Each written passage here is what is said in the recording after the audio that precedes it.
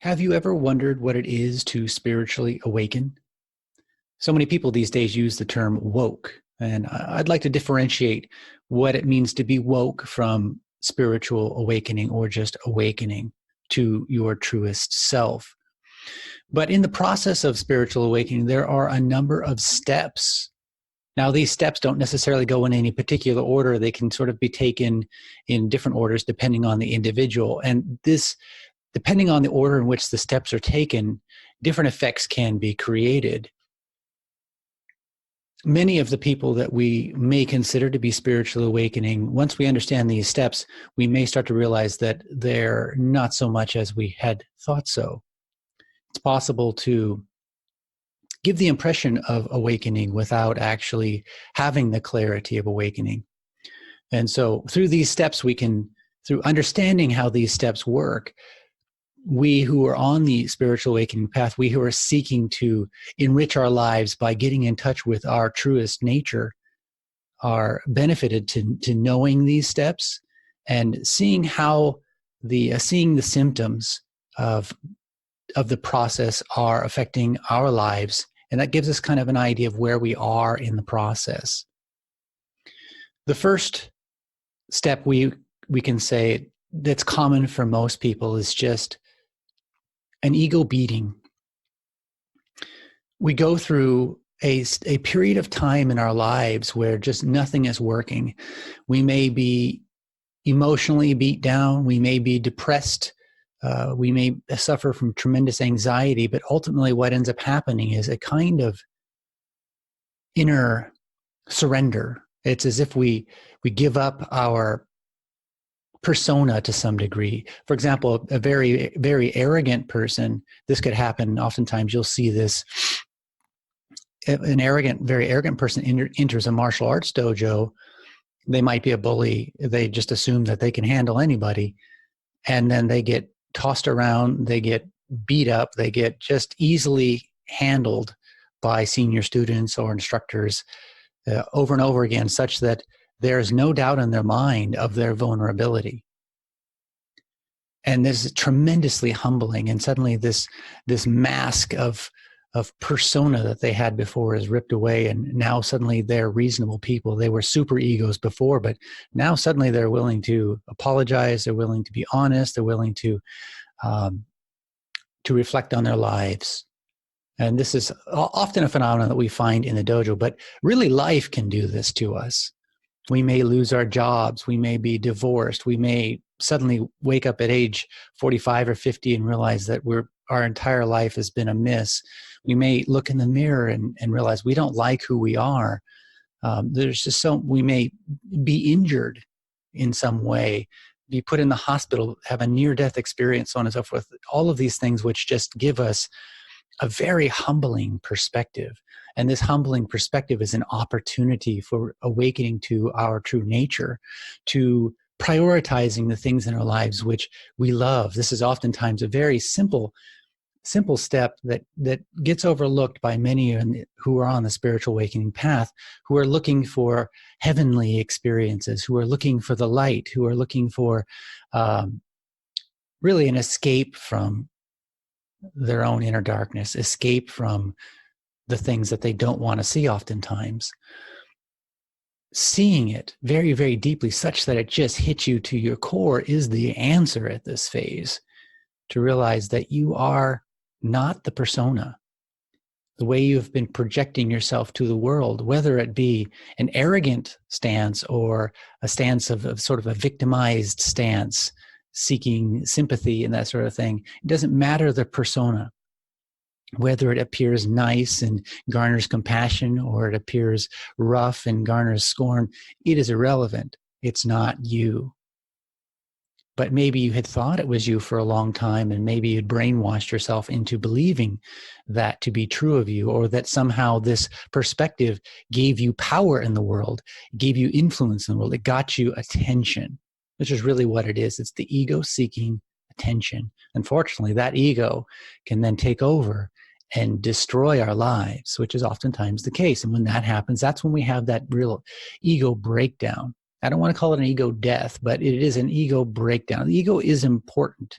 so long as it's in its right place, as a servant, not the master. And so that's an important step in the spiritual awakening process that cannot be overlooked. Without that step, the rest of it is all just ego play. That step could happen early on in the quote-unquote spiritual awakening process. That could be the beginning of your spiritual awakening process, or it could be the last step.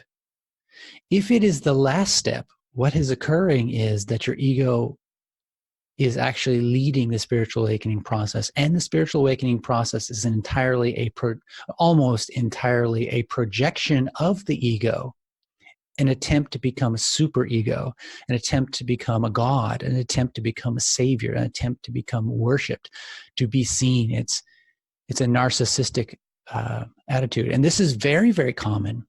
98% of those people that are walking, maybe 99% of those who are walking the spiritual awakening path, whether they know it or not, some element of the ego is actually in charge of the process. And the way this will play out for many individuals is they will acquire spiritual knowledge, which is a step in the spiritual awakening process. They're acquiring spiritual knowledge, techniques and methods, wise sayings, and so on and so forth, which they then inflict on the people around them. If they have a highly charismatic character, they may be able to create a cult-like following and appear very, very wise, very, very knowledgeable, even appear to be awakened individuals from other people's perspectives, people who are not sensitive to the truly deep fundamental nature. For those who are highly sensitive to that, their deep fundamental nature, that pureness within, they're not going to be fooled by the charismatic approach. It starts to lose its luster. Now, one of the ways that you can usually smell it's most important that we smell that when we're doing it. When our ego has taken over the spiritual awakening path and has become a projection of who we think we are and what we want to be, and our narcissistic attempt to garner attention, to acquire some sort of self-worth by bolstering our perception of ourselves, by bolstering the perception of other people about us. Being aware of what is happening within us is the key. Now, the truth be told, the ego exists in each person, so this will be a temptation for each individual. I went through this. I went through all of these steps in my process of ego and of awakening, we'll say, of finding that true nature within. So we don't want to project this outward, although it is helpful to project it outward. We might find that 90% or a huge percentage of those people who are teaching spiritual techniques, famous personalities on the internet and authors of spirituality, are really coming from a superego perspective, coming from a non-authentic, not pure place, but actually a place of knowledge, a place of spiritual trivia, a place of ego. Now, typically, you'll around such people, if you're really paying attention, you'll notice that their family life is not good, that they're not approachable, that they have this air of superiority about them and inapproachability about them, and that is indicative of a person that's path has not actually reached the point of ego collapse or surrender. What we'll say is surrender. The important thing here is, when listening to this, don't assume that what I'm saying is authentic. Don't assume that I'm coming from a pure place. Don't assume any teacher is coming from a pure place. Look at the principles and apply it to your life, not so that you can be a awakened individual, not so that you can be a spiritual teacher. Those are all egoic motivations, not so that you can be considered great or special in any way, but so that you can be as utterly ordinary as a stone, as they describe in the Tao Te Ching, so that your life becomes simplified and that your motivating force is just simply to do that which feels right in the moment, that which feels engaging and fulfilling and authentic, and that there's no pretense. There's not a mask we're wearing. It's just utter soul to soul authenticity through and through every cell of your body. It is so refreshing when you find this place within. For those of you who have not experienced what I'm talking about, when you experience it, you might feel it is a truly divine place. But the truth is, it's not actually a divine place. It is just the truest you. It is just your true nature revealing itself. You could describe it as a you-ness. It is utterly beyond the personality, utterly beyond your ideas, utterly beyond any concepts or philosophies. It's not trapped by concepts or philosophies. It's just through and through, true and true, you. When all else is stripped away, what is remaining? It's that. And it is a beautiful, beautiful place to be. But it's not a place that you can be and brag about. You don't get any extra credit, spiritual points for expressing from that place. There's no rewards for this aside from the very nature of that being. We don't get to wear special robes or, put on some kind of special hat, and all that's just hooey. All of that is just, again, that the ego, super ego's projection of what spiritual awakening is. I'm an awakened, enlightened being, and howdy. It's so simple when this opens up within you. It is just so simple, and it feels so refreshing, and it's so light and clear and authentic. And there's simply no arguing with it. Once you experience it, you see, and you may actually be embarrassed by the way that you had lived before, by all of the projections that you had experienced. And this is a step in the process. Once that you-ness emerges in your conscious awareness, you may suddenly reflect on the things that you said to your friends, the things that you had taught, the projections that you had given that were, either of, your great wisdom, things that you may have read in some book or heard from some teacher on the internet or whatever, that they're not truly your voice. It's just, self-stroking. It's not authentic. You may feel really embarrassed for a moment. And that's all right. That's all right. Then you let that go and you just embrace that that deepest you-ness, and allow that to transform your life. You may also be embarrassed by how you put on false personas to be liked, to garner attention, to appear, to gain affection, to be a nice person or a kind person or a compassionate person, and be spiritual and be loving and affectionate and all that stuff. That's all also hooey. Yes, it's true that truest nature of you, the effect of being there, may express into the world as kindness. It may express in the world as love. It may express into the world as disagreement. It may express into the world as whatever. It's just authentic and true and simple, and it's seeking joyous relationships with all beings in the universe. It's just pure. It's not an ideology. It doesn't have to be nice. It doesn't have to be kind. It doesn't have to put any mask on or pretend to be in any specific way, and it can emerge in myriad forms, moment to moment. Truly, you cannot put it in any cup and hold it. That is what I would describe as true spiritual awakening. It's not something that anybody owns.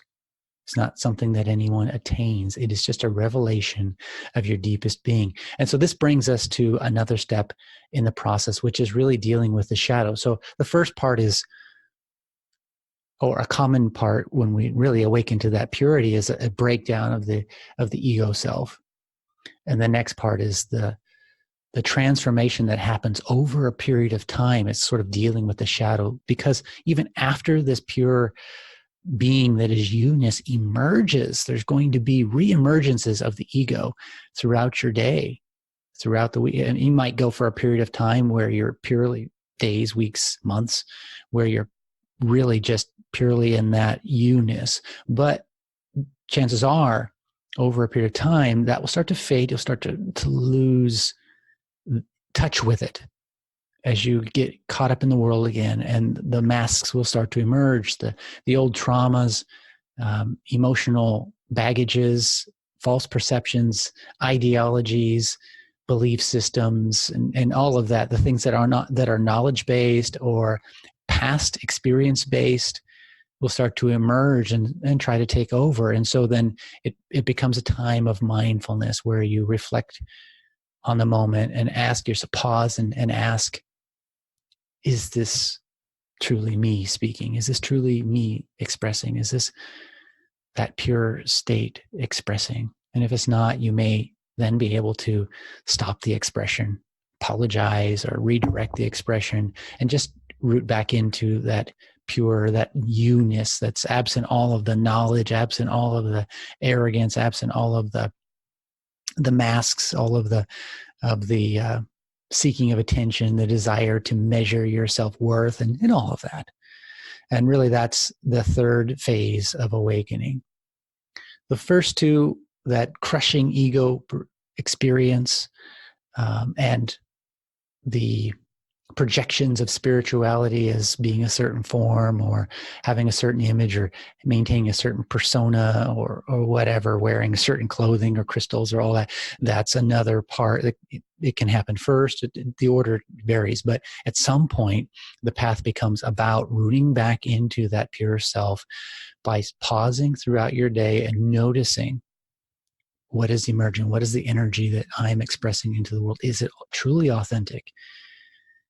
Is it in touch with that pure, innocent, clear being that is my fundamental nature? And through that process, there's a refinement. More and more, we're able to embody that truest you and express that truest you into the world. Strangely, that truest you in the world, there's a certain kind of confidence about it that's authentic confidence. It's not I'm a great person statement. It's just direct. It's just clear. It's just non-hesitant. It's no concern about opinions, other people's opinions of you or your opinion of you. It is just direct. It's not that you're not listening to people. It's not that you're not sensitive to corrections in behavior or whatever. It's just none of it is for the sake of establishing an egoic position in the world. None of it is for the sake of measuring your value, giving yourself I'm a good person label, or I'm a bad person label, or I'm a spiritual teacher label, or I'm a spiritual follower label, or I'm a great person, or what. It's none of that. It's just moving toward ever more awareness of your truest nature. I encourage you to, wherever you are on this spiritual path, just stop and ask moment to moment, what is expressing? And when times are tough and the ego is getting utterly crushed, lament and know that that is important for your life. That is a vital, vital step in the authentic awakening process. It's called surrender. It's not putting up the white flag and all of that. It's just surrendering to, or allowing that truer nature to emerge, and admitting that the way you're living your life, you don't want to live it that way anymore. These thoughts that we're experiencing, these emotions, we don't want to let those control our lives anymore. And we know that they're not healthy. That's the surrender. That's important. But that surrender doesn't just happen once. It happens over and over and over and over, day in and day out throughout our daily life. And the more it happens, the more the brain changes and stops feeding those neural pathways that give rise to those effects, those egoic effects. And eventually the brain forms a structure that is in tune with your truest nature. And we can describe that. People on the outside might describe that as spiritual. That's fine. You won't think of it as a label, I'm an awakened being. That's another label, another egoic mask, and that wasn't right. But you would admit it's a great place to be. It's a great place to be. And it's not just a place that you want to be. It's a place that you would like to support anyone to be in, because, oh, it's just great to be around people like that. And you understand that that truest you is not different from the truest you that's in the other people around you, that's in the animals, that's in the trees. It's a very strange thing. When you see it, you'll know what I mean. Until then, it may sound really woo-woo, it may sound really philosophical, but it's none of that. It's nothing special, yet it is the most precious thing ever. When you experience it, you'll understand. Well, at least you'll know it's possible. Maybe you'll never understand because it's beyond the mind's capacity to understand, but you can tune into it, and little by little that purity, that truest you, can emerge more and more. And then the question in your daily life is, what can I do right now to express that truest nature? What really feels fulfilling in this moment right now? That's all that matters. And you start doing that. And it surprisingly, it's not selfish stuff. It's stuff that it's good for everybody. The next question is, what are some tools that will help us to awaken to our truest nature? What is it that you could apply to your life that will expedite your tuning into your truest nature? What I found very, very helpful, and many of my students have also found very, very helpful, is what I describe as the warrior's meditation. It is the most instinctive, natural, original form of meditation prior to meditation as a religious tool, prior to meditation being used in civilizations. So the warrior's meditation is something that is just all about awareness. And the type of awareness it is very different from how people normally think of awareness. This is an awareness that we could describe it as a very centered awareness that shines out into the world, is very, very inclusive. It can be used during your active daily life, which is, of course, where that false ego self, where the masks tend to be active and tend to express into the world, where they are destroying our lives or getting us further out of touch with our truest nature. And so by applying this meditation, practicing this meditation that blends seamlessly into your life, you become more aware of the moments where there's a departure from the true you. You become aware of the moments where there is a disharmony expressing, where the masks are expressing into the world. And then you can pause and tune back into your truest nature through the changes that occur in this meditative process. To expedite your own awakening process, to make this easier for you, I'm offering a free trial of the Warrior's Meditation. You can find it in the description. That'll be either below or off to the side. There'll be a link that'll take you there, and you can try a free trial. We have a tremendous retention rate of people who sign up and stay with it in the long term because they gain such incredible results from the meditative process. If you like this video, I've got many more coming up. Go ahead and subscribe and click the notification bell. Give me a like, share it with friends, and thank you so much for your support. And I'm really rooting for that truest you to emerge. If you ever have any questions, just write a comment in there or send me an email. I'm happy to hear from you, and I'm happy to do my best to support you in your process of authenticity. Hope to see you there. Thank you. Bye-bye.